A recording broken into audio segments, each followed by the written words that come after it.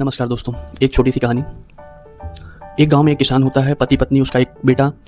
उसके पास एक गाय होती है, उसके 2 बैल होते हैं। समय बीतता है, कुछ समय बाद उसकी गाय एक बछड़ा देती है।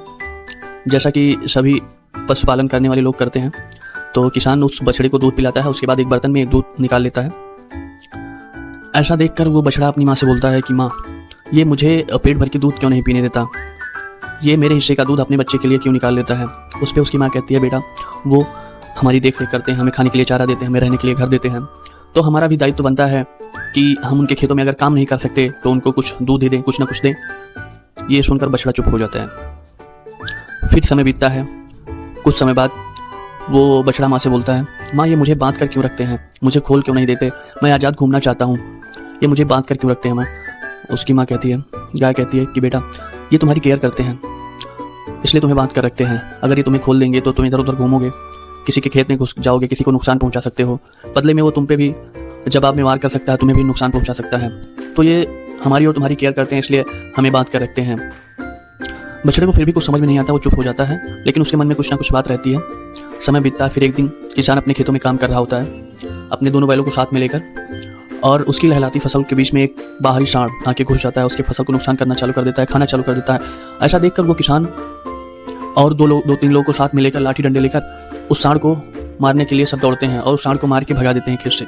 ये सब नज़ारा देखकर बछड़ा फिर अपनी माँ से बोलता है, माँ एक तरफ तो ये बैलों को बांध कर काम करवाते हैं अपने खेतों में, और दूसरी तरफ वो सांड जो थोड़ा सा चारा खाने के लिए इनके खेत में क्या घुसा, उसको ये लोग मार के भगा दिए, उसको ये लोग चोट पहुँचाए। फिर इस पर वो गाय, उसकी माँ बोलती है कि बेटा देखो यही तो बात है, वो बैल जो जिसको इन्होंने बांध कर रखा है, इनको खेतों में काम करते हैं, वो बैल इतने ताकतवर हैं, अगर वो चाहें तो इनकी रस्सी को तोड़कर इनको मार कर भाग जा सकते हैं, लेकिन वो नहीं जाते हैं, इनके साथ में रहते हैं, इनके खेतों में काम करवाते हैं, अपनी जिम्मेदारी समझते हैं, अपना दायित्व निभाते हैं।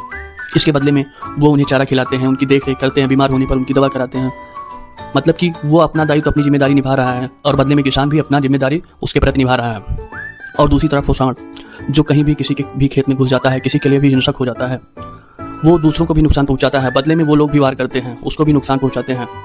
मतलब कि एक जो जिम्मेदारी समझने वाला है, वो अगर वो सामने वाले के प्रति अपनी जिम्मेदारी समझ रहा है तो सामने वाला भी उसके प्रति अपनी जिम्मेदारी निभा रहा है। और दूसरी तरफ वो सांड किसी के लिए भी हिंसक हो रहा है, किसी को भी नुकसान पहुंचा रहा है, बदले में उसको भी नुकसान पहुंच रहा है।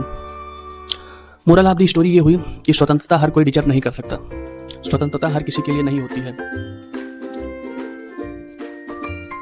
स्वतंत्रता एक बहुत बड़ी जिम्मेदारी है, इसे हर कोई नहीं निभा सकता। जो व्यक्ति अनुशासन, आत्मसंयम और दूसरों के अधिकारों का सम्मान करना नहीं जानता, वह सच्चे अर्थों में स्वतंत्रता का हकदार नहीं है। अगर स्वतंत्रता का उपयोग गलत कामों, स्वार्थ और दूसरों को नुकसान पहुंचाने के लिए किया जाए तो वह स्वतंत्रता अराजकता बन जाती है।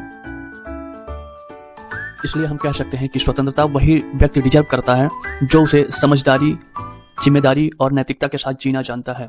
धन्यवाद।